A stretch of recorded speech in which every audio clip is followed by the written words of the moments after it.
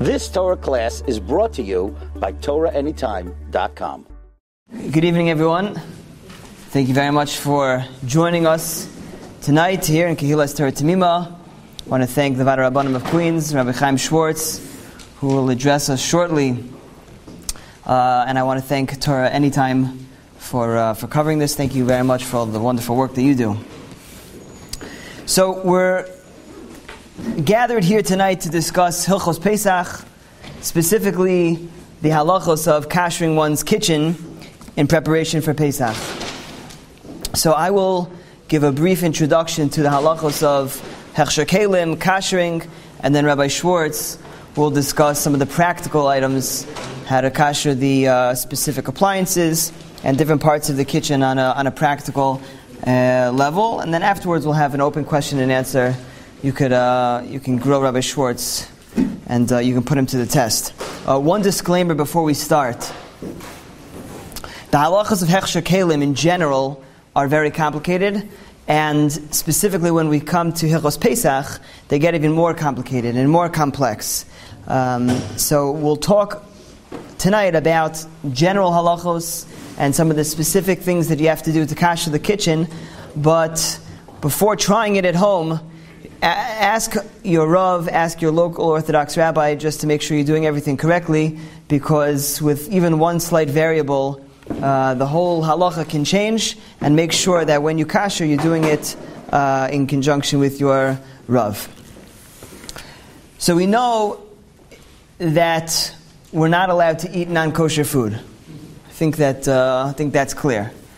And there is a further halacha that not only you're not allowed to eat non-kosher food, you're also not allowed to eat the taste, the tam of the non-kosher food, even if it's not present. In other words, if you cook non-kosher food in a pot, so you take that pot, you take the food out of the pot now is treif, it's not kosher, and if you were subsequently to cook something kosher in that pot, even though the non-kosher food is not there, but since the taste of the non-kosher food is in the pot, that will negatively affect the food, and the food will become not kosher. That's a principle called tam ke'ikar.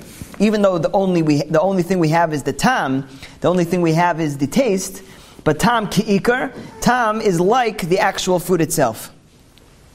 So when we come to Hilchos Pesach, even though there's no chametz in the house, we've sold our chametz, we've gotten rid of our chametz, we've destroyed our chametz, but as long as there is any tam in the pot, the tam chametz in the pot, so that will render anything that we cook in that pot chametzdik and won't be able to be consumed on Pesach.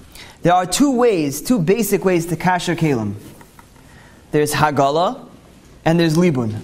We're not going to get into the lamdus, the difference between hagala and libun, but there is a difference between the two. Namely, hagala is when we put something in boiling hot water. Hagala, the way hagala works is that it expels the tam, right? We said that the tam of the non-kosher food or the tam of the chametz is present in the walls, and then when you do hagala, you place that, let's say that dish in the huge vat of boiling hot water.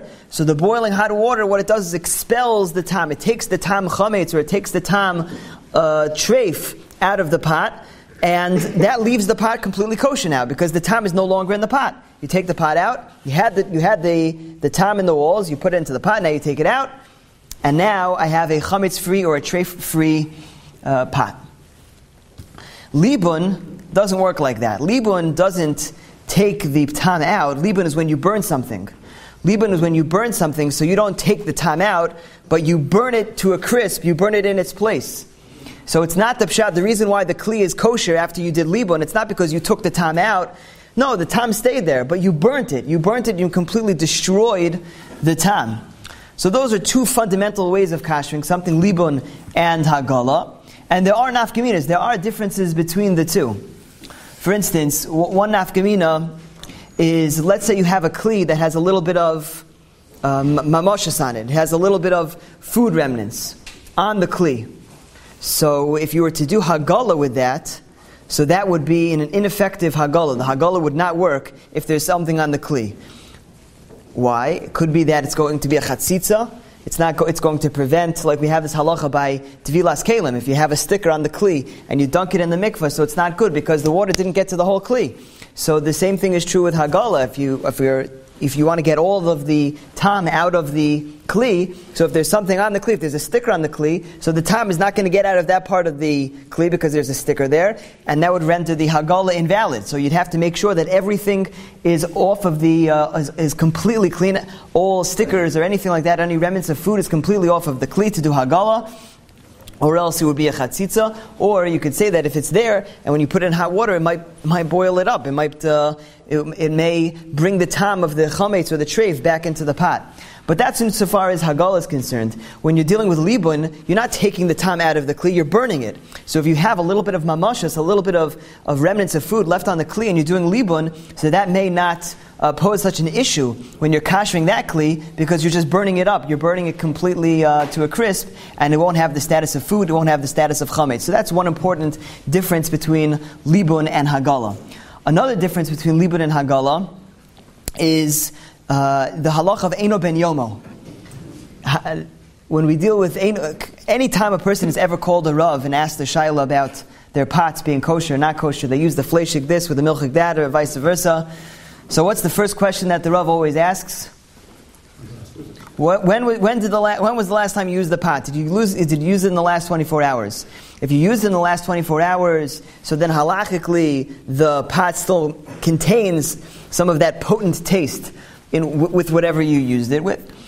But if it's after 24 hours, so then the tam in the walls of the kli has become pogum. It's become it's not a significant taste, and there's a lot of leniencies thereby.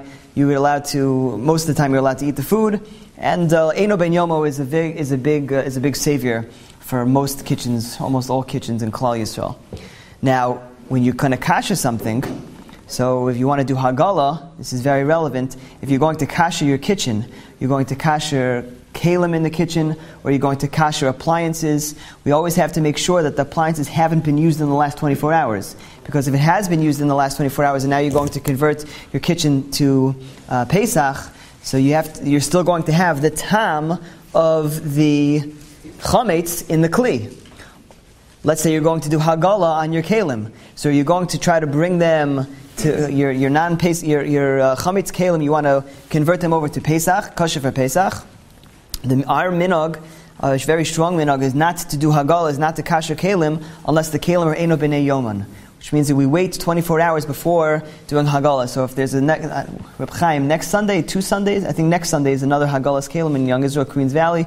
So if you're going to bring your kalim to Young Israel, Queens Valley next Sunday to do hagala, you have to make sure that they weren't used in the last 24 hours for chametz. So we have to make sure that the kalim for hagala haven't been used for 24 hours. That's not the case when we deal with libun. Libun, we're not taking the tam out, we're burning it in its place. So those are two differences, two nafkaminas between hagala and libun, the two different types of kashering. How do we know when to use libun, and how do we know when to use hagala?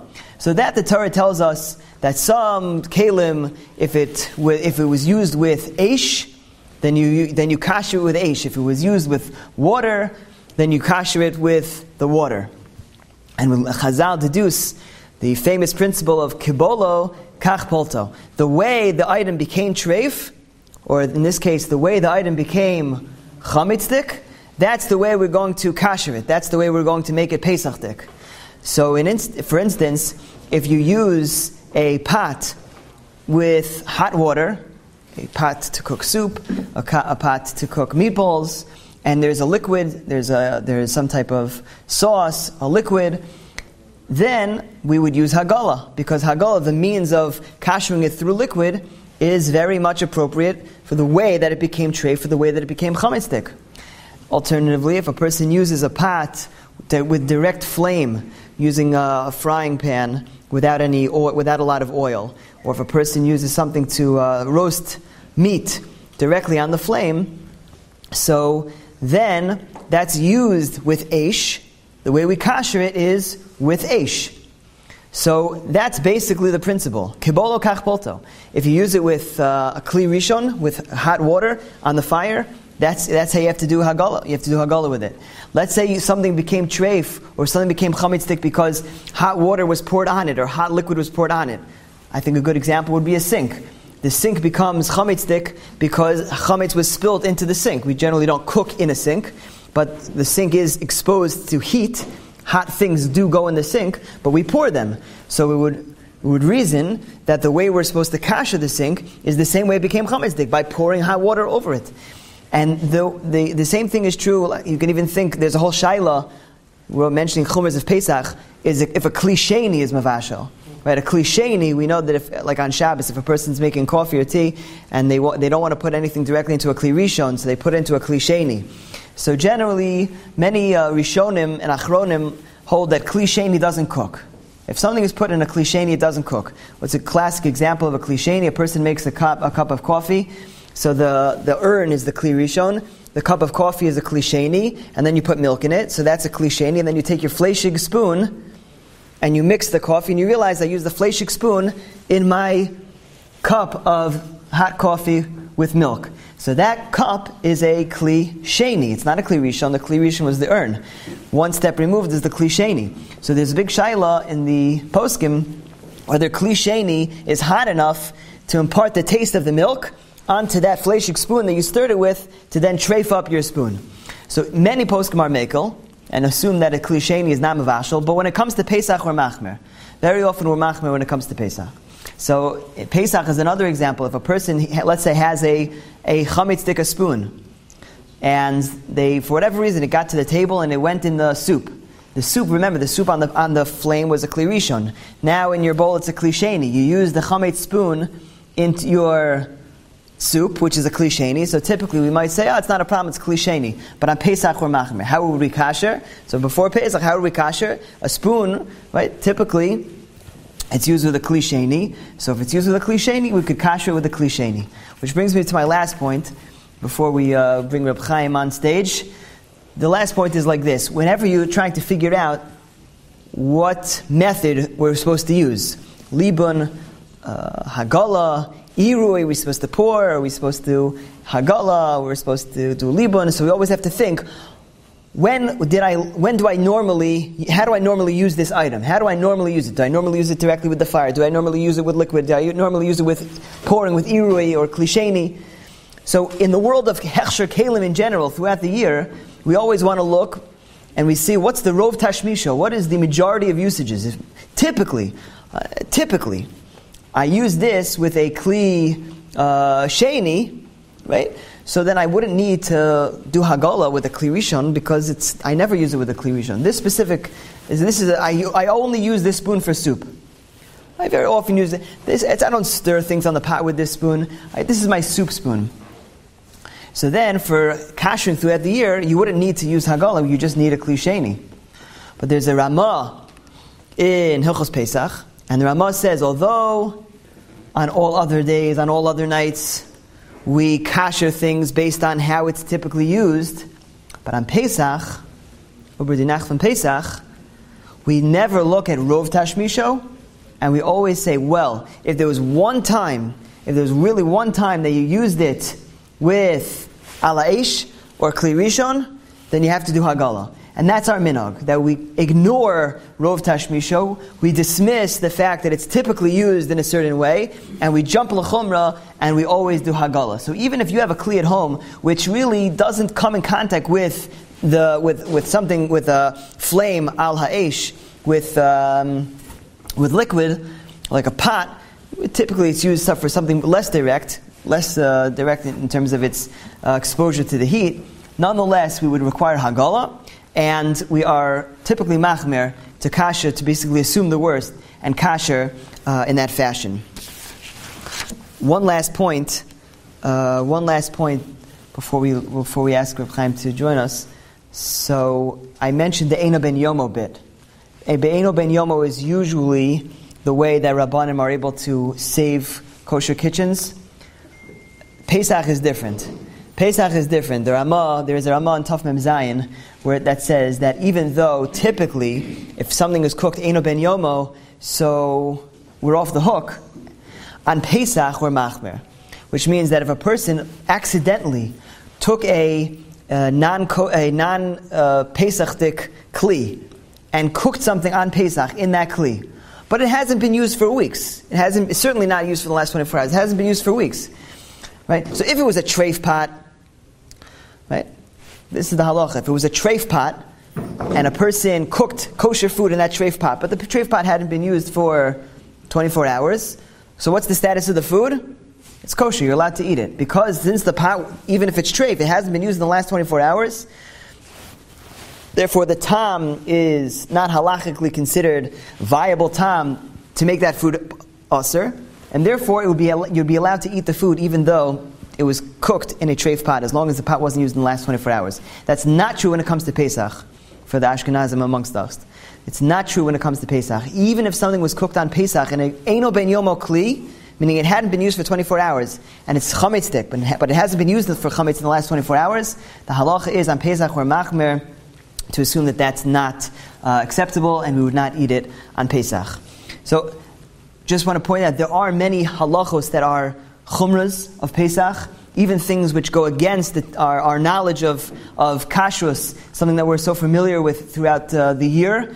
And that's why I started with that disclaimer that even though we're almost certain we know how to kasher, or we're very comfortable knowing how to do hagala by ourselves, or which kalim can be hechshed, which kalim can't be hechshed, we know that there's some kalim that you can't do hagala on some kalim, because sometimes there's cracks and crevices in the kli, and we're afraid that the water's not going to get there. So typically during the year, to kasher, if it became treif, from milchigs to fleishigs, we used it inappropriately with milchigs or fleishigs, so we'll do a hagala, we'll let it slide. But on Pesach, we're machmer. So the two things to keep in mind, number one, is to always look throughout the kitchen whenever you're kashering something, to always consider, what do I usually use this with, or what is it? How is this item used? The sink, it's used with irui, so maybe we're going to kasher with irui. If an oven is used with libun, so we're going to have to kasher the oven with libun, and so on and so forth. The countertops, how is the countertops used? Do things get poured on it, or do I put something really hot directly onto it? That will impact how you kasher the specific item in the kitchen. That's how you kasher your home. And with that introduction, it's a schos gadol to call upon Rabbi Chaim Schwartz, the Executive Vice President of the Vada Rabbanim of Queens, who himself is a Rav, as a Kehillah in Kew Gardens, and the true expert in kashrus. Without further ado, Rabbi Chaim Schwartz. You've just experienced another Torah class brought to you by TorahAnytime.com.